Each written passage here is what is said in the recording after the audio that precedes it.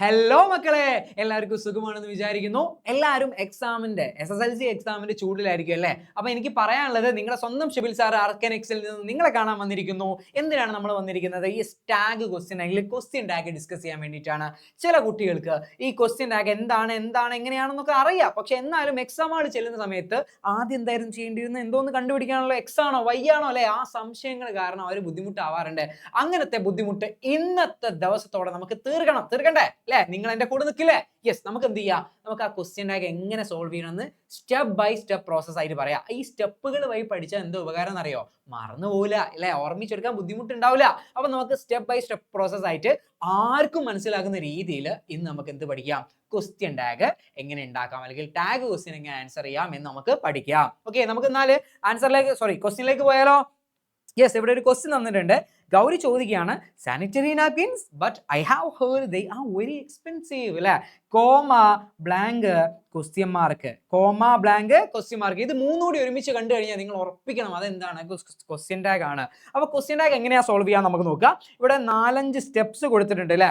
അപ്പം question tag 2 രീതിയിലാണ് മക്കളെ നമുക്ക് വരാൻ പോകുന്നത്. ഒന്ന് വിത്ത് ഓക്സിലറി, 2 വിത്തൗട്ട് ഓക്സിലറി. ഓക്കെ, ചില ക്വസ്റ്റ്യൻ ടാഗിൽ എന്തുണ്ടാവില്ല, ഓക്സിലറി ഉണ്ടാവില്ല. ചില ക്വസ്റ്റ്യൻ ടാഗിൽ ഓക്സിലറി ഉണ്ടാവും. ഓക്സിലറി ഉള്ള ക്വസ്റ്റ്യൻ ടാഗ് ആണ് ഒരു 60-70% വരുന്നത് കേട്ടോ.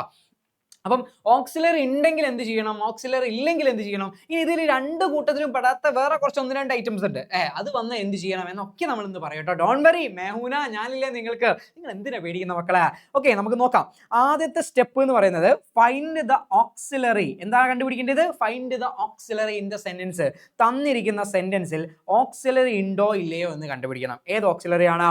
ആം, ഈസ്, ആർ, അങ്ങനെ 19 ഓക്സിലറി ഇവിടെ കൊടുത്തിട്ടുണ്ട് മക്കളെ. ഇത് കോമൺ ആണ്, കോമൺ ആയിട്ട് ഇതല്ല ഓക്സിലറി വെർബ് ഇനിയുണ്ട്. ബട്ട് 19 കോമൺ ഓക്സിലറി വെർബ്സ് ഇവിടെ കൊടുത്തിട്ടുണ്ട്. ഇതെന്റെ പൊന്നുമക്കൾ കാണാതെ പഠിച്ചിരിക്കണം. ഓക്കെ, ഇത് പഠിച്ചാൽ ഒരുപാട് ഉപകാരമുണ്ട്, ഇതിന് മാത്രമല്ല. അപ്പൊ ഇത് പഠിച്ചിട്ടുണ്ടെങ്കിൽ നിങ്ങൾക്ക് എന്ത് ചെയ്യാൻ പറ്റും, ഇതിൽ ഏതെങ്കിലും ഒരു ഓക്സിലറി ഇവിടെ വന്നിട്ടുണ്ടോ ഇല്ലയോ എന്ന് കണ്ടുപിടിക്കാൻ പറ്റും. നിങ്ങൾ കാണുന്നുണ്ടോ ഇതിൽ ഏതാ ഉള്ളതെന്ന് കാണുന്നുണ്ടോ? Yes, correct answer. ഇവിടെ 6 ഉണ്ട് അല്ലെ, ഇവിടെ 6 ഉണ്ട്. അപ്പൊ നമ്മൾ ഫസ്റ്റ് സ്റ്റെപ്പ് കംപ്ലീറ്റ് ചെയ്തു. രണ്ടാമത്തെ സ്റ്റെപ്പ് റീറൈറ്റ് എന്ന് പറഞ്ഞാൽ മാറ്റി എഴുതുക. എങ്ങോട്ടാ മാറ്റി എഴുതേണ്ടത്? Comma blank question mark. ഈ ബ്ലാങ്ക് ഇവിടെ എന്തിനു തന്നതാ? നമുക്ക് മാറ്റി എഴുതാൻ തന്നതാ. അപ്പൊ ഞാനിവിടെ ഇങ്ങോട്ട് എഴുതുകയാണ്. 6 ഇങ്ങോട്ട് എഴുതി, നിങ്ങൾക്ക് കാണാൻ വേണ്ടി വലുതാക്കി എഴുതുക കേട്ടോ. അപ്പൊ 6 മാറ്റി എഴുതി. മൂന്നാമത്തെ സ്റ്റെപ്പ് എന്ന് പറഞ്ഞാൽ changes according to the sentence types. അതായത് ഈ സെന്റൻസ് പോസിറ്റീവ് ആണോ നെഗറ്റീവ് ആണോ നോക്കിയിട്ട് അതിനനുസരിച്ച് മാറ്റങ്ങൾ നമ്മൾ വരുത്തണം. എന്താ സാർ പോസിറ്റീവ്, എന്താണ് നെഗറ്റീവ് എന്ന് പറയുന്നതിന് മുന്നേ ഞാൻ ചെറിയൊരു ലോജിക്ക് പറയാം. ആ ലോജിക്ക് പറഞ്ഞാൽ നിങ്ങൾക്ക് കുറച്ചുകൂടി കണക്ട് ആവും. ഓക്കെ, ഇത് ഒന്നാമത്തെ ക്വസ്റ്റ്യൻ ഞാൻ ഇങ്ങോട്ട് മാറ്റി എഴുതാണെന്ന് വിചാരിക്കുക. ഇത് ആ ക്വസ്റ്റ്യൻ ആണെന്ന് വിചാരിക്കുക. ഓക്കെ, ഒരു സിനിമയ്ക്ക്, എൻ്റെ പൊന്നു മക്കളെ, നിങ്ങൾ ഒരു സിനിമയ്ക്ക് പോയി കഴിഞ്ഞാൽ ആ സിനിമയ്ക്ക് എന്തുണ്ടാവും? ഒരു ഇന്റർവെൽ ഉണ്ടാവും. എന്തുണ്ടാവും? ഒരു ഇന്റർവെൽ ഉണ്ടാവും. ആ ഇന്റർവെല്ലിന് മുന്നേ ഉള്ള ഭാഗത്തെ നമ്മൾ ഫസ്റ്റ് ഹാഫ് എന്ന് വിളിക്കും, ശേഷമുള്ള ഭാഗത്തെ നമ്മൾ സെക്കൻഡ് ഹാഫ് എന്ന് വിളിക്കും. അതേപോലെ ഈ കോമ, ഈ ഒരു ക്വസ്റ്റ്യനിലെ ഈ ക്വസ്റ്റ്യൻ മൊത്തത്തിൽ ഒരു സിനിമയാണെന്ന് വിചാരിക്കും. ഈ കോമ ഈ ഒരു ക്വസ്റ്റ്യൻ എന്താണ്? ഈ ഒരു ക്വസ്റ്റ്യൻ ഒരു സിനിമയാണെന്ന് വിചാരിക്കുക. ഈ കോമ എന്താണെന്ന് വിചാരിക്കുക? ഈ കോമ അതിന്റെ ഇന്റർവെൽ ആണെന്ന് വിചാരിക്കുക. അങ്ങനെയാണെങ്കിൽ ഇത് ഫസ്റ്റ് ഹാഫ് ആയിരിക്കും, അടുത്തത് ഇത് സെക്കൻഡ് ഹാഫ് ആയിരിക്കും. ഓക്കെ, ആ ലോജിക്ക് മനസ്സിലായി എന്ന് വിചാരിക്കുന്നു. ആ ലോജിക്ക് മനസ്സിൽ വെക്കാൻ ഞാൻ വേറൊരു കാര്യം കൂടി പറയാം. അപ്പൊ ആ സിനിമയില് ഫസ്റ്റ് ഹാഫിലാണ് നായകൻ വരുന്നതെങ്കിൽ സെക്കൻഡ് ഹാഫിലായിരിക്കും ആര് വരിക? വില്ലൻ വരിക. അങ്ങനത്തെ ലോജിക്ക് ഒന്ന് ജസ്റ്റ് ഒന്ന് ആലോചിക്കാം കേട്ടോ. ഫസ്റ്റ് ഹാഫിൽ നായകൻ വന്നാൽ സെക്കൻഡ് ഹാഫിലായിരിക്കും വില്ലൻ വരിക. ഇനി ഫസ്റ്റ് ഹാഫിൽ വില്ലൻ വരുന്നുണ്ടെങ്കിൽ നായകൻ എപ്പോഴായിരിക്കും വരിക? സെക്കൻഡ് ഹാഫിലായിരിക്കും വരിക. ഇനി ആ ലോജിക്കിലേക്ക് വേറൊരു സാധനം കൂടി ആഡ് ചെയ്യുക. നായകനെ നമുക്ക് പോസിറ്റീവായിട്ട് കണക്കാക്കാം, വില്ലനെ നമുക്ക് നെഗറ്റീവായിട്ടും കണക്കാക്കാം. അപ്പം ഫസ്റ്റ് ഹാഫ് പോസിറ്റീവ് ആയാൽ സെക്കൻഡ് ഹാഫ് നെഗറ്റീവ് ആകും. ഫസ്റ്റ് ഹാഫ് നെഗറ്റീവ് ആയാൽ സെക്കൻഡ് ഹാഫ് പോസിറ്റീവ് ആവും. അപ്പൊ നമുക്ക് ഫസ്റ്റ് ഹാഫ് എപ്പോഴും ക്വസ്റ്റ്യനിൽ തന്നിട്ടുണ്ടാവും, സെക്കൻഡ് ഹാഫ് ആണ് നമ്മൾ എഴുതേണ്ടത് അല്ലേ. അപ്പൊ ഫസ്റ്റ് ഹാഫ് പോസിറ്റീവ് ആണോ നെഗറ്റീവ് ആണോ എന്ന് എങ്ങനെയാ കണ്ടുപിടിക്കുക? എന്താ സാർ പോസിറ്റീവ്, എന്താണ് sir negative?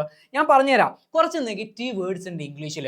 Not, never, neither, none, nobody, അങ്ങനെ കുറച്ച് നെഗറ്റീവ് വേർഡ്സ് ഉണ്ട്. അപ്പം ഏതെങ്കിലും ഒരു നെഗറ്റീവ് വേർഡ്സ് ഈ ഫസ്റ്റ് ഹാഫിൽ എവിടെയെങ്കിലും വന്നു കഴിഞ്ഞാൽ ആ ഫസ്റ്റ് ഹാഫ് മൊത്തം എന്തായി? നെഗറ്റീവായി. നിങ്ങൾ നോക്കുക, കോമൺ ആയിട്ട് വരുന്ന നെഗറ്റീവ് വേർഡ് നോട്ടാണ് കേട്ടോ. ഓക്കെ, ഏതാണ്? നോട്ടാണ്. ഇനി ഫസ്റ്റ് ഹാഫ് പോസിറ്റീവ് ആണെങ്കിൽ സെക്കൻഡ് ഹാഫ് നെഗറ്റീവ് ആക്കാൻ വേണ്ടിയിട്ട് നമ്മൾ ഉപയോഗിക്കുന്ന കോമൺ വേർഡ് എന്ന് പറയുന്നത് നോട്ടാണ് കേട്ടോ. അപ്പൊ നിങ്ങൾ നോക്കുക, ഈ ഫസ്റ്റ് ഹാഫിൽ എവിടെയെങ്കിലും ഇവിടെ നെഗറ്റീവ് വേർഡ് വന്നിട്ടുണ്ടോ? ഇല്ല. അപ്പൊ ഫസ്റ്റ് ഹാഫ് എന്താ നമുക്ക് പറയാം? പോസിറ്റീവ് ആണ്. അപ്പൊ സെക്കൻഡ് ഹാഫ് നെഗറ്റീവ് ആക്കണ്ടേ? ഫസ്റ്റ് ഹാഫ് പോസിറ്റീവ് ആണെങ്കിൽ സെക്കൻഡ് ഹാഫ് നെഗറ്റീവ് ആക്കണം. നെഗറ്റീവ് ആക്കാൻ വേണ്ടി നമ്മൾ ആറിന്റെ കൂടെ നോട്ട് ആഡ് ചെയ്ത് കൊടുക്കുക. ആർ പ്ലസ് നോട്ട് എന്തായി മാറും മക്കളെ? അറന്റ് ആയിട്ട് മാറും. ഇത് ഷോർട്ട് ആയിട്ട് എഴുതണം കേട്ടോ. ആർ നോട്ട് എന്ന് എഴുതാൻ പാടില്ല, അറന്റ് എന്ന് തന്നെ എഴുതണം കേട്ടോ. ഓക്കെ, അപ്പൊ നമ്മൾ മൂന്നാമത്തെ സ്റ്റെപ്പ് നമ്മൾ കംപ്ലീറ്റ് ചെയ്തിരിക്കുന്നു. നാലാമത്തെ സ്റ്റെപ്പ് എന്താ മക്കളെ? Rewrite the subject. അവിടെ ആരെക്കുറിച്ചാണോ പറയുന്നത് അയാളെ ഇങ്ങോട്ട് മാറ്റി എഴുതണം. പക്ഷെ ആ സബ്ജക്റ്റ് എഴുതുമ്പോൾ പ്രൊനൗൺ ഫോർമാറ്റിൽ മാത്രമേ എഴുതാൻ പാടുള്ളൂ.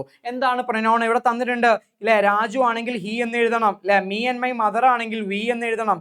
രാജു ആൻഡ് രാധ ആണെങ്കിൽ ദേ എന്ന് എഴുതണം. He, she, it, that, this pronoun ഓർമ്മയില്ലേ? യെസ്. അപ്പം ഇവിടെ ആരെ കുറിച്ചാണ് പറയുന്നത്? ഐനെ കുറിച്ചാണ്. ഐ ഓൾറെഡി പ്രൊനൗൺ ആണ്. അത് അങ്ങനെ തന്നെ എന്ത് ചെയ്താൽ ഇങ്ങോട്ട് എഴുതിയാൽ മതി. അറന്റ് ഐ ആണ് നമ്മുടെ ആൻസർ എന്ന് പറയുന്നത്. നിങ്ങൾ വിചാരിച്ച ഉത്തരം ശരിയായിട്ടുണ്ട് എന്ന് വിചാരിക്കുന്നു. അടുത്ത ക്വസ്റ്റ്യൻ നോക്കിയാലോ? ഓക്കെ, ഫ്രഞ്ച് ഫ്രണ്ട് ചോദിക്കുകയാണ്, you went to the bakery this morning. ഈ സെന്റൻസ് നോക്കിക്കഴിഞ്ഞാൽ ഇതിലൊരു പ്രശ്നമുണ്ട്. ഇതിൽ എന്തില്ല? ഓക്സിലറി ഇല്ല. അപ്പൊ ഓക്സിലറി ഇല്ലെങ്കിൽ നമ്മൾ എന്ത് ചെയ്യും? സ്റ്റെപ്പ് നമ്പർ 1 ഒന്ന് മാറും. ആ 4 സ്റ്റെപ്പിലേക്ക് ഒരു 3 സ്റ്റെപ്പ് നമ്മൾ മുന്നോട്ട് ആഡ് ചെയ്ത് കൊടുക്കണം. ആദ്യത്തെ സ്റ്റെപ്പ് ആ സെന്റൻസിലെ വേർബ് കണ്ടുപിടിക്കുക എന്നുള്ളതാ. ഈ സെന്റൻസിൽ യു എന്താ ചെയ്യുന്നത്? പോവുകയാണ് ബേക്കറിയിലേക്ക്. യു നമ്മൾ വേർബ് കണ്ടുപിടിച്ചു അല്ലെ. ഇനി രണ്ടാമത്തത് find the format of the verb. ആ വേർബ് V1 ആണോ V2 ആണോ V3 ആണോ V5 ആണോ എന്ന് കണ്ടുപിടിക്കണം. V5 എന്ന് പറഞ്ഞാൽ S or ES ഫോം കേട്ടോ. അപ്പം നിങ്ങൾ പറ, ഇത് V1 ആണോ V2 ആണോ V3 ആണോ? യെസ്, കറക്റ്റ് ആൻസർ ഏതാണ്? ഇത് V2 ആണ്. ഇത് V2 ആയതുകൊണ്ട് തന്നെ എന്താണ്? ഇത് V2 ആയതുകൊണ്ട് തന്നെ ഇത് നമ്മൾ സ്പ്ലിറ്റ് ചെയ്യണം. അടുത്ത സ്റ്റെപ്പ് എന്താണ്? മൂന്നാമത്തെ സ്റ്റെപ്പ് എന്താണ്? ആ വേർബ് നമ്മൾ സ്പ്ലിറ്റ് ചെയ്തിട്ട് അതിൻ്റെ ഉള്ളിൽ ഒളിഞ്ഞിരിക്കുന്ന ഓക്സിലറി വേർബിനെ പുറത്ത് കൊണ്ടുവരണം. എന്താണ് അതിൻ്റെ ഉള്ളിൽ ഒളിഞ്ഞിരിക്കുന്നത്? V1 മുറിച്ചാൽ അതിൻ്റെ ഉള്ളിൽ നമുക്ക് എന്ത് കിട്ടും? ഡു കിട്ടും. ഓക്കെ, V2 ആണ് മുറിക്കുന്നതെങ്കിൽ അതിൻ്റെ ഉള്ളിൽ നിന്ന് ഡിഡ് കിട്ടും. V5 ആണ് മുറിക്കുന്നതെങ്കിൽ ഡസ് കിട്ടും. ഇത് എങ്ങനെ ആയിന്നല്ലേ പറഞ്ഞുതരാം. ഗോ എന്ന വേർബ്, ഗോ V1 ആണ് കേട്ടോ. ഗോ എന്ന വേർബ് ഉണ്ടാവുന്നത് എങ്ങനെയാണ്? ഡു പ്ലസ് ഗോ ആണ്. അതായത് V1 is equal to do plus V1. ഇതാണ് ഇവിടെ വർക്ക് ചെയ്യുന്നത് കേട്ടോ. V2 went, go went, went is equal to did plus go ആണ്. ഓക്കെ, ഇനി ഗോസ് ആണെങ്കിലോ goes is equal to does plus go. മനസ്സിലായോ? ഇനി നിങ്ങൾ നോക്കുക, നമുക്ക് അവിടെ കിട്ടിയ V2 ആയിരുന്നു അല്ലെ. Went, you went to the bakery ആണ്. വെന്റിന്റെ ഉള്ളിൽ ഒളിച്ചിരിക്കുന്ന ഓക്സിലറി ഏതാണ്? നിങ്ങൾ കാണുന്നുണ്ടോ? ഡിഡ്. യെസ്, ഈ ഡിഡ് എന്ന് പറയുന്ന ഓക്സിലറി നേരത്തെ പറഞ്ഞ ഈ ഒരു ലിസ്റ്റിൽ ഉണ്ടായിരുന്നു. ഓക്കെ, ഓർമ്മയുണ്ടോ? അപ്പൊ നമ്മൾ എന്ത് ചെയ്ത്? ഡിഡ് ഇങ്ങോട്ട് എഴുതി. ഇനി നിങ്ങൾ പറ, ഈ ഒരു ഫസ്റ്റ് ഹാഫ് നെഗറ്റീവ് ആണോ പോസിറ്റീവ് ആണോ? നിങ്ങളൊന്ന് പറഞ്ഞാൽ, ഇതുവരെ കിട്ടിയ ഓർമ്മ വെച്ചിട്ട് നിങ്ങളൊന്ന് പറഞ്ഞേ.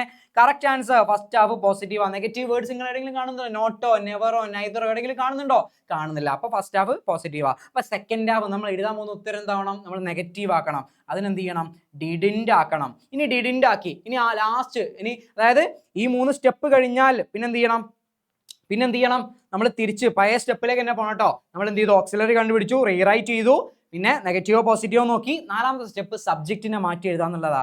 യു ആണ് ഇവിടുത്തെ സബ്ജക്റ്റ് അല്ലെ. യുവിനെ കുറിച്ചല്ല പറയുന്നത്. അപ്പൊ ആൻസർ ഡിഡിന്റ് യു ആണ് വരിക. എന്റെ മക്കൾ വിചാരിച്ച ഉത്തരം ശരിയാണ് എന്ന് വിചാരിക്കുന്നു.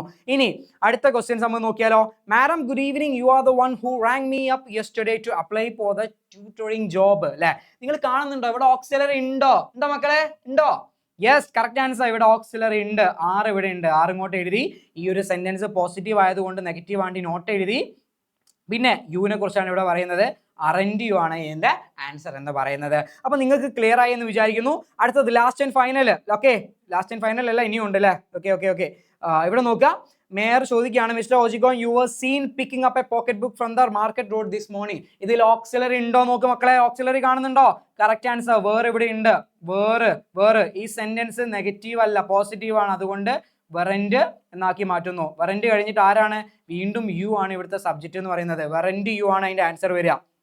അടുത്തത്, you feel you are the loneliest. ഇതിൽ ഓക്സിലറി ഇല്ല, പകരം ഫീൽ എന്ന് പറയുന്ന V1 ഉണ്ട്. V1ന്റെ ഉള്ളിൽ നിന്ന് എന്താ കിട്ടുക? ഓർമ്മയുണ്ടോ? V1ന്റെ ഉള്ളിൽ നിന്ന് ഏത് ഓക്സിലറി ഒളിഞ്ഞിരിക്കുന്നത്?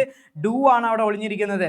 ഡു പ്ലസ് ഈ ഒരു സെന്റൻസ് പോസിറ്റീവ് ആയതുകൊണ്ട് ഡോണ്ട് ആക്കി മാറ്റി. ഇവിടെ യു ആണ് സബ്ജക്റ്റ്, ഡോണ്ട് യു ആണ് ഇതിന്റെ ആൻസർ വരിക. അപ്പൊ നിങ്ങളെ കാൽക്കുലേഷൻസ് ഒക്കെ റെഡി ആയി എന്ന് വിചാരിക്കുന്നു. ഇനി റെഡി ആയി ഇല്ലെങ്കിലും കുഴപ്പമില്ല. ഇവിടെ ലെറ്റസ് വെച്ചിട്ടാണ്. ഇനി ഞാൻ നേരത്തെ പറഞ്ഞില്ല, 2 കൂട്ടത്തിലും പെടാത്ത കുറച്ച് ടീംസ് അവർ ലെറ്റ് അസ് ഇങ്ങനെ വരുന്ന ചോദ്യമാണ്. ലെറ്റസ് വെച്ചിട്ടാണ് ചോദ്യമെങ്കിൽ ഷാൾ പ്ലസ് സബ്ജക്റ്റ് ആയിരിക്കും അതിന്റെ ഉത്തരം എന്ന് പറയുന്നത് കേട്ടോ. ഇനി എൻ്റെ എക്സ്പ്ലനേഷൻ ഇവിടെ തന്നിട്ടുണ്ട്, നിങ്ങൾ സ്ക്രീൻഷോട്ട് എടുക്കുക, ജസ്റ്റ് ഒന്ന് വായിച്ചു നോക്കാട്ടോ. ഇങ്ങനെ ക്വസ്റ്റ്യൻ ഒന്നും ഇതുവരെ വന്നിട്ടില്ല, കുറച്ച് കാലം വന്നിട്ട്. ഓക്കെ, 2 വർഷം മുന്നേ ഇങ്ങനെ വന്നെന്ന് തോന്നുന്നുണ്ട്. ഓക്കെ, പിന്നെ ഈ let's start the shall we yes let's go for a walk. ഇനി കമാൻഡ് ക്ലോസ് ദ ഡോർ, ഒരു കമാൻഡ് അല്ലെങ്കിൽ ഒരു ഓർഡർ അല്ലെങ്കിൽ ഒരു റിക്വസ്റ്റ് ആണെങ്കിൽ അതിൻ്റെ ടാഗ് എന്ന് പറയുന്നത് വിൽ പ്ലസ് യു ആയിരിക്കും. എന്തായിരിക്കും? Will plus you. അതിൻ്റെ എക്സ്പ്ലനേഷൻ ഇവിടെ തന്നിട്ടുണ്ട്, എക്സാമ്പിൾ തന്നിട്ടുണ്ട്. ഇനി നിങ്ങൾക്ക് എക്സസൈസ് ചെയ്യാൻ വേണ്ടി കുറച്ച് ക്വസ്റ്റ്യൻസ് തന്നിട്ടുണ്ട്, ഇതൊന്ന് ചെയ്തു നോക്കുക എൻ്റെ പൊന്നുമക്കള്. അതിൻ്റെ ആൻസർ ഇവിടെ തന്നിട്ടുണ്ട്. ആൻസർ നോക്കുന്നതിന് മുന്നേ ക്വസ്റ്റ്യൻസ് ഒന്ന് ചെയ്തു നോക്കട്ടോ. Okay, so thank you guys, thank you for watching.